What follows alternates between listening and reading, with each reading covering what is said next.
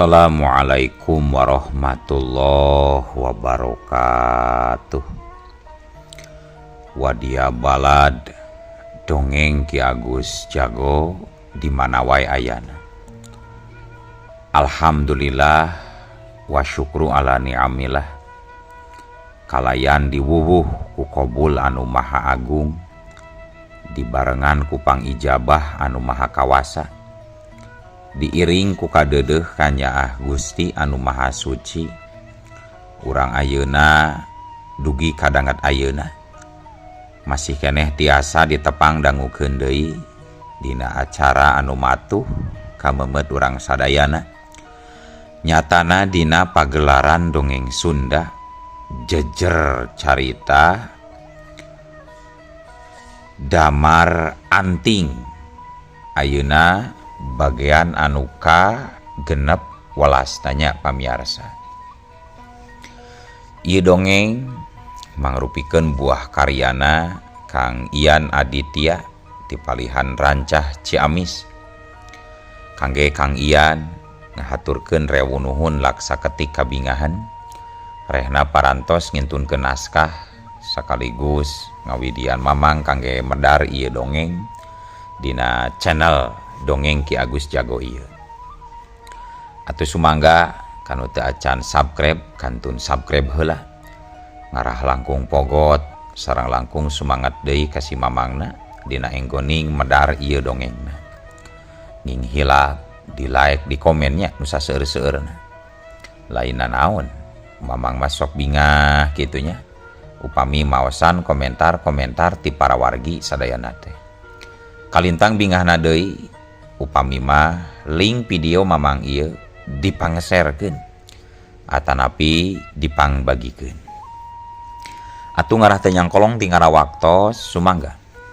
Ayeuna mah urang lajengkeun deui dongeng Damar Anting bagian anu ka genep welasna. Kumaha salajengna? Sorot cikopina, betot simbutna, pagan heula tali kolorna, bisi morosot, merezel, morozol, uzel-uzelan di tengah jalan. Tumpak dong dong tes.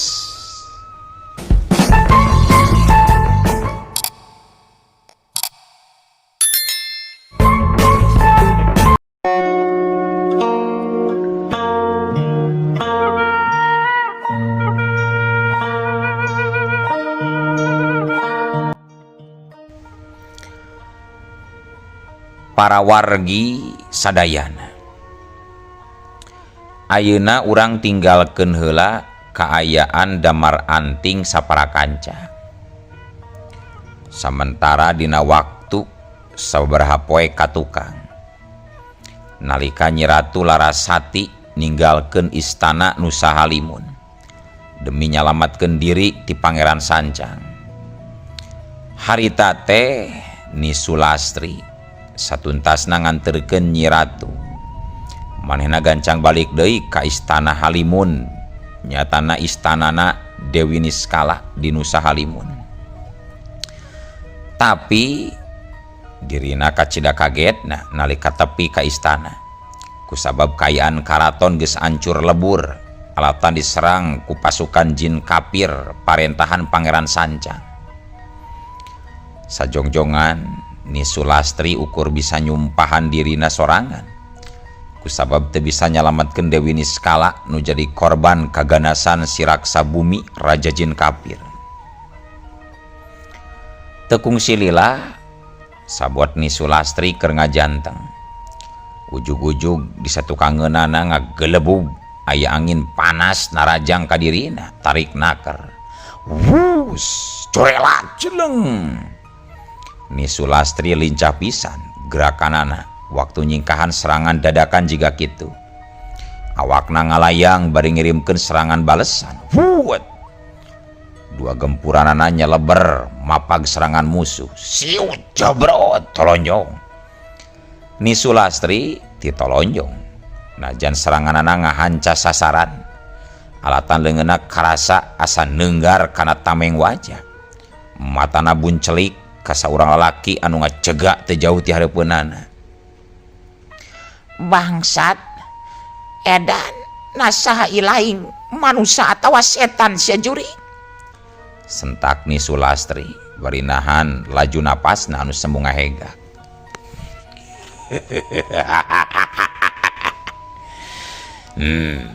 Geus manggih deui wae awewe kolot kalapa jiga kieu.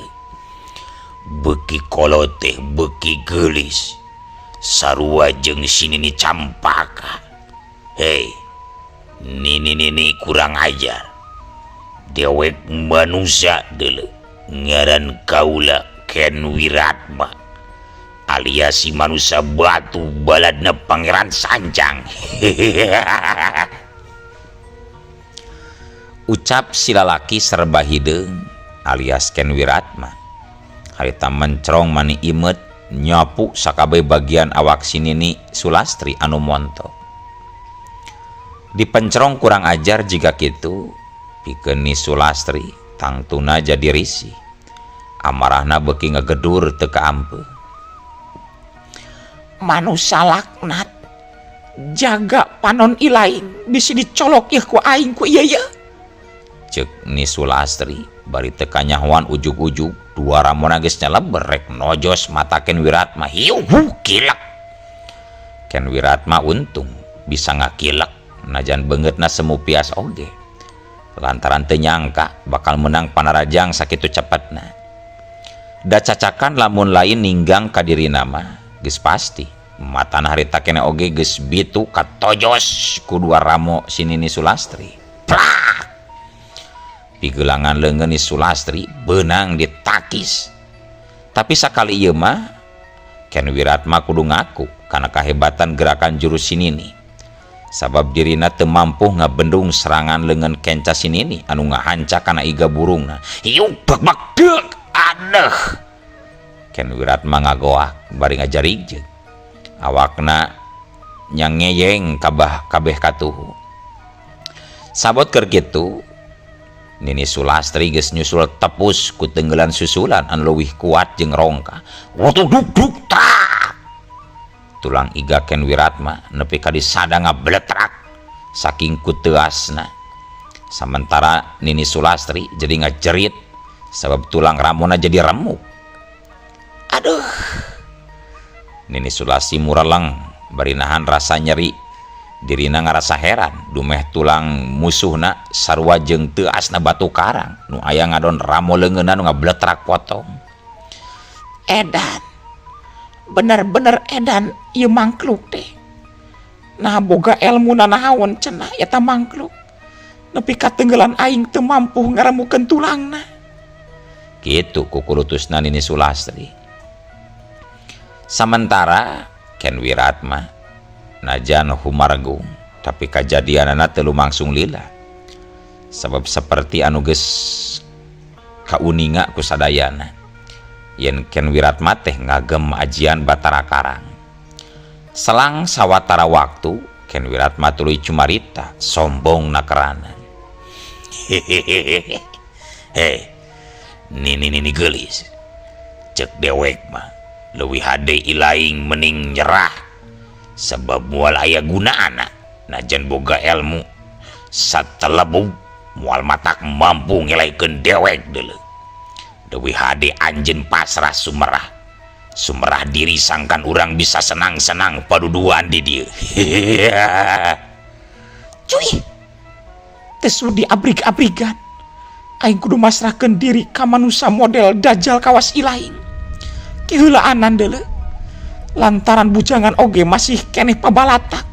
Loba keneh nu daekeun ka aing sajuri. Tembal Nini Sulastri teh eleh sengit bari nurutan ditungtungan ku semu seuri meuni nyeri. Kurang ajar. Dasar bikang teu nyaho diuntung. Tampanan ieu panarajang dewek. Hup, hiya. Gertak Ken Wiratma dibarengan ku ngaluarkeun jurus-jurus batu karangna. Culung corelat. Sapuan suku Ken Wiratma mawa angin kurang ngeunah waktu liwat kana hareupeun irung Nini Sulastri. Sok sanajan bisa keneh nyingkahan, tapi bau tina kuku-kuku anu kekeungeunana cukup ngaganggu kana ambeunana. Hus pelaos soloyong. Ken Wiratma awakna ngoloyong kabawa ku tanaga da sorangan. Huluna nyuruntul jika nu dihajar rek nubruk dada montok Nini Sulastri. Bangsat. Sentak Nini Sulastri kacida ambekna. Bari ninggangkeun peureup kencana kana tarang musuhna. Iuk jakau trak. Ada. Nu kadua kalina Nini Sulastri ngajerit sabab peureup-pereupna kawas tadi jika ngabentur tembok wajah. Sedengkeun pikeun Ken Wiratma waktu ngadenge Nini Sulastri ngajerit kitu teh manehna mah kalah mubuh nafsu. Birahina dumadakan muncak naik, si otongna adug-adugan jiga hayangan keluar. Kalayan teu loba mikir deui, sat hiji gerakan anu kalintang gesitna pating selendep jiga angin. Ramo-ramo leungeun Ken Wiratma notokan tiap bagian urat saraf Nini Sulastri, gancang naker gerakanana. Tangtarak tekung silila si Nini geus aya dina cangkerman Ken Wiratma bari kayan ngalumburuk leuleus. Nu saterusna sanggeus mastikeun yen Nini Sulastri geus teu walakaya, Ken Wiratma jorelat jeleng ngajorelat luncat ngudag Pangeran Sancang anu ngajugjug ka Gunung Padang. Para wargi sadayana nyerelekna waktu anu muter saban poe sakapeung mah karasa ngagorolong tanpa bisa kakadalikeun. Tiap waktuna nyerelek kawas cai anu ngalir, nyirorot nyusur waktu, ngaleutikan jarak antara hirup jeung tungtung. Kadang aya poe nu karasa panjang kawas mangsa halodo, tapi aya oge poe nu ngan ukur sakedapan kawas kilat anu ngabeulah langit. Dina unggal detikna aya rasa nu teu bisa ditepikeun antara hanjakal jeung narima, antara hayang ngulang jeung hayang nunda. Tapi waktu teu kungsi ngadengekeun pamundut, manehna ngan ngalangkung nyesakeun tapak dina dada anu beuki berat ku pangalaman. Lamun peuting datang di waktu sepi karasa deui kumaha poe-poe anu kaliwat teh ngan tinggal kalangkang.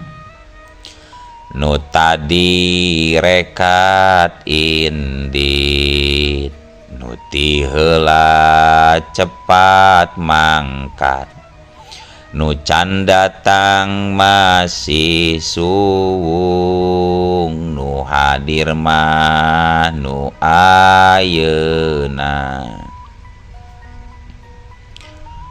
Jorelat Jeleng.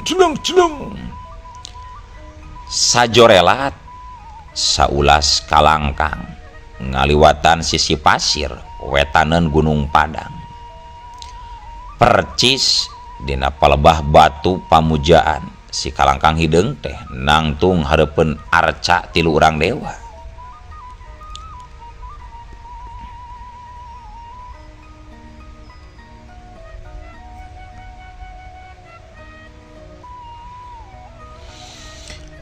Saurang lalaki jangkung gede make jubah hideung, beungeutna teu pati jelas, alatan katutupan ku kaen anu nutupan nepi kana irungna. Eta lalaki nangtung kaku di hareupeun tilu arca dewa anu ngajajar dina palataran puncak Gunung Padang. Kaayaan di tempat eta karasana berat pisan, hawana beuki tambah keung nalika mata tilu arca dewa jiga nu hirup waktu kasapu ku cahayana seuneu obor. Cahaya seuneu di unggal sisi arca teu pernah anteng, alatan katiupan we ku angin, malah sakapeung mah nimbulkeun kalangkang ngajadikeun eta tilu arca jiga benda anu nyawaan. Waktuna geus datang, cek eta lalaki, sorana kadenge beda ti manusia biasa. Saha nu geus kumawani ngaganggu tempat karun ieu? sentak hiji sora anu mucung hul ti tukangeun lalaki nu tadi. Sabalikna nasaha ilaing, Tanya si lalaki jubah hideung, malik nanya bari muralang galak ka jalma tukangeunana. kaula Pangeran Sancang nu ngawasa di ieu tempat. Tembal si lalaki nu karek datang, nu tetela Arya Dilaga alias Pangeran Sancang. Pangeran Sancang harita karek tepi pisan ka Gunung Padang. Pangeran Sancang make ikat hideung anu geus kotor ku taneuh jeung getih. Matana ngagurilap semu hurung, nyetenan ka sakurilingeun eta tempat. Sementara si lalaki nu make jubah hideung eta kalah nyengir. Siki matana beureum malik mencrong ka Pangeran Sancang. Pangeran Sancang, aya we ilaing mah datang make ngaku pangawasa Gunung Padang sagala. Ulah ngimpi andika Pangeran Sancang bising ke malah jadi kaleleban. Cek eta sora jalma nu make jubah hideung. Bangsat, ulah padu wae ngomong teh bisi hanjakal tungtungna. Ilaing can nyaho saha kaula meureunannya. Pangeran, Pangeran Koplok, kuduna ilaing nu wajib nyaho saha kaula. Yeuh tenjo ku ilaing. Cek si lalaki jubah hideung bari mukakeun kaen anu tadi nutupan beungeutna. Nalika tergosna dibuka, anabreh teh Pangeran Sancang meh-mehan luncat waktu nenjo saha nu aya hareupeunana. Matana dibolotot-bolototkeun pikeun ngayakinkeun yen manusia di hareupeunana bener-bener guruna. Leng Pangeran Sancang ngahulang sakedeung. Getihna asa eureun ngalir waktu nenjo beungeut nu aya hareupeunana. Eta lain jalma asing pikeun dirina, lain oge musuh biasa. Tapi Eyang Darmayuda guruna anu geus leuwih ti 10 tahun dianggap leungit di Leuweung Sancang. Eyang, ieu teu mungkin. Eyang geus maot waktu nyalametkeun kaula di leuweung larangan.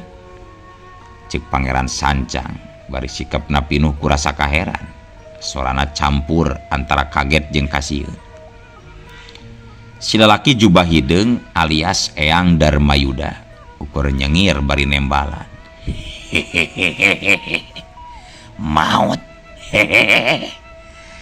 Lamun eta nu aya dina pikiran si laing, mangka si laing hartina acan nyaho kanyataan sabenerna ngeunaan alam ieu. Aing teu pae, tapi aing dijadikeun pangjaga pantau antara dunia hirup jeung dunia gaib ku tilu dewa ieu deuleu. Pangeran Sancang ngareret ka tilu arca nu nangtung di tukangeun Eyang Darmayuda. Beungeut tilu arca eta siga nu hirup. Garis-garis beungeutna mimiti ngalir ku cahaya beureum. Taneuh di sabudeureunana rada ngageter. Sedangkan lebu mimiti ngapung pebaur jeung sora kawas mantra nu reang ka bawah angin. Kunaon Eyang? Eyang nepi kadaek dijadikeun budak dewa. Sora Pangeran Sancang mimiti serak pacampur ambek. Eyang Darmayuda luk tungkul terus ngetrukeun iteuk kai hideungna kana taneuh percis jiga aki-aki nu rek cumarita. Kusabab ieu hiji-hijina jalan pikeun kaula nyimpen kasaimbangan jagat. Tapi ayeuna aya nu datang, aya nu mentang ngancurkeun eta kasaimbangan.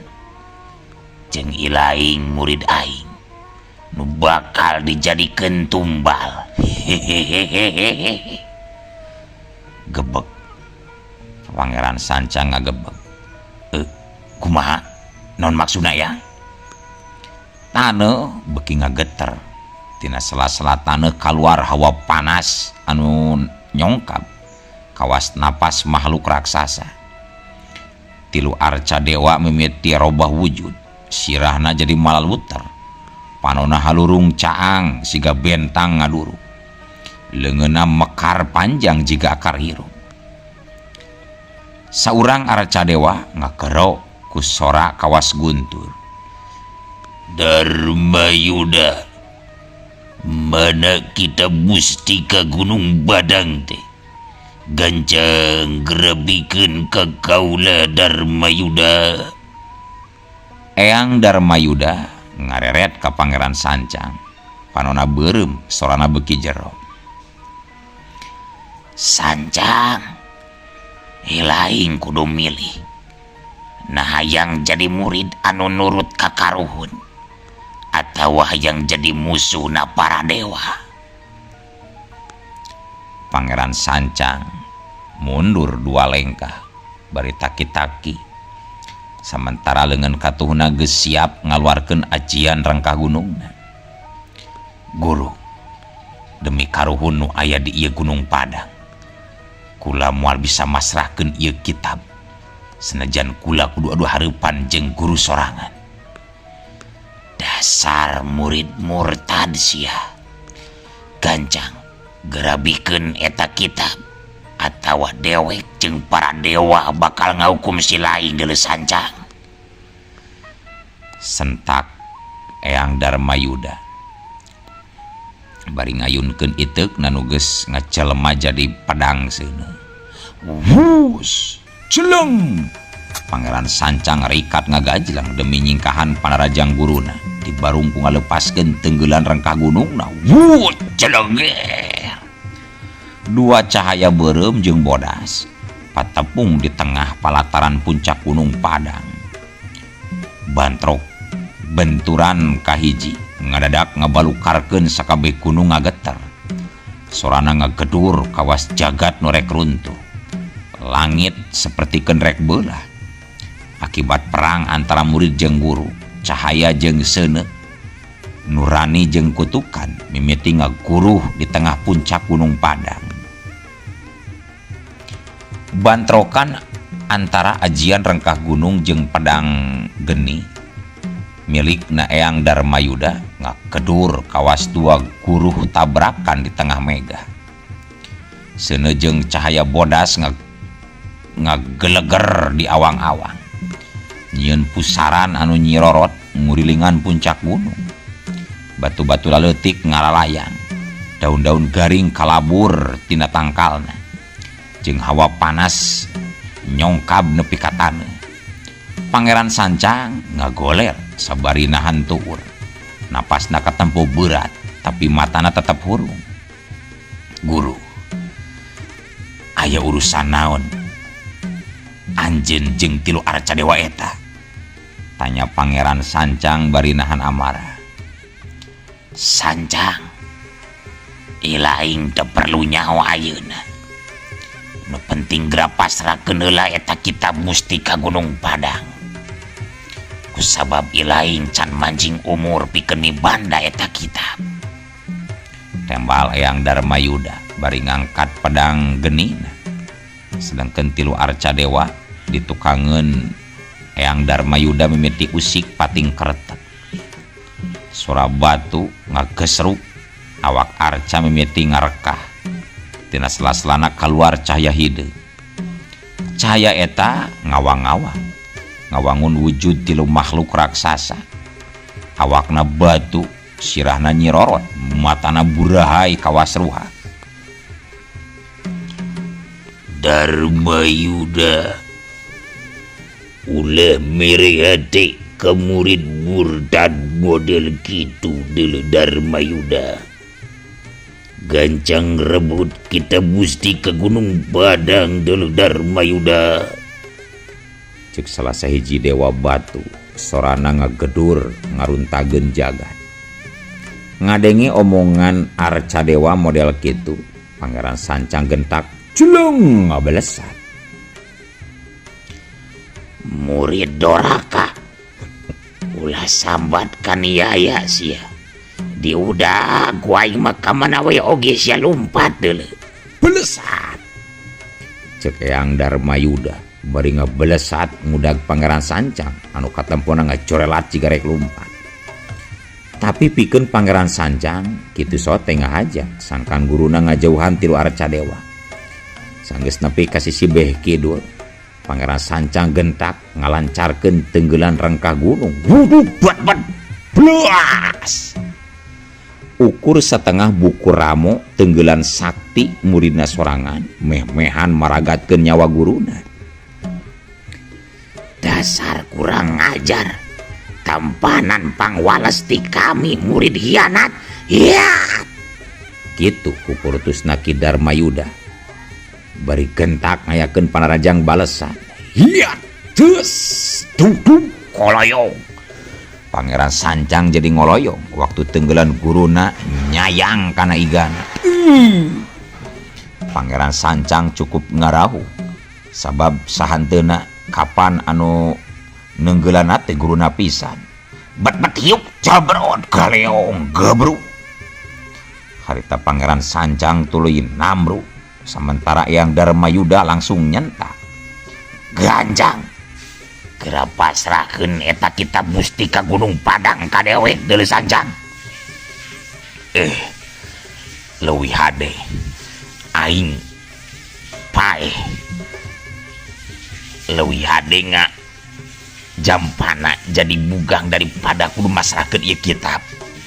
Tembal Pangeran Sancang bari gentak mun yang hudak. Tapi korek-karek oge ajeg pereup Ki Darmayuda geus ngalayang deui we kana carehamna. Wuh jabrot aneh. Pangeran Sancang humarenggung. Tapi ayeuna mah teu kungsi rubuh kulantaran tanaga lapisana dipuseurkeun kana dua sukuna. Sangkan kakuatanna pengkuh. Nempo kitu Eyang Darmayuda beuki ambek. Ku kituna manehna tuluy ngetrukeun sakabeh wesena. Ya, hus. Serangan jurus-jurus tingkat luhur merekpek lir hujan silantang ngababad nyabat nyuruwuk di unggal madhab nu dianggap lemah. Tapi Ki Darmayuda poho sanajan Pangeran Sancang mangrupakeun murid manehna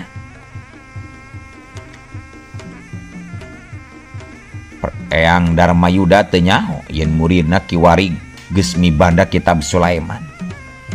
Serangan demi serangan hiji oge can ngabuahkeun hasil. Padahal Ki Darmayuda geus ngaluarkeun kakuatan intina. Dina hiji kasempetan tenggelan rengkah gunungna Pangeran Sancang jeung tenggelan rengkah gunung Ki Darmayuda padu bentrok. Barasa bubung jologer jarijug. Ki Darmayuda ngajarigjeg nya kitu deui Pangeran Sancang anu sarua milu mundur. Tina sela-sela biwirna katempo pada ngalai getih kental. Sedangkan jantungna karasa nyelekit nandakeun yen dirina tatu di jero. Pangeran Sancang ngagerentes. Eueuh deui cara ieu mah. Iwadi aing kudu nyambat si raksa bumi. Pikeun yang hareupan guru kurang ajar model si Darmayuda. Sementara aing rek asup heula ka jero gua. Pikeun nyusun kakuatan. Kurang ajar. Kamana si Wiratma jeung si Dewa Obat leumpangna. Pirakunya sabab geuning can nepi wae. Sanggeus ngagerantes kitu teu talangke deui. Pangeran Sancang tuluy ngawatek ilmu panyambat jin nu aya dina kitab Sulaiman. Kalayan teu pati lila, rieng gebling rieng gebling no atuh. Ari geus kitu ujug-ujug eueuh waktos nah kabujeng seep wadia balad dongeng Ki Agus Jago keun atunya ieu dongeng teh urang cekapkeun we heula dugi ka dieu. Insyaallah enjing pageto baris dilajengkeun deui. Atuh ku kitu ku kieuna mamang saja amit mungkur amit mundur ti payuneun para wargi sadayana. Hayu ah. Assalamualaikum warahmatullahi wabarakatuh.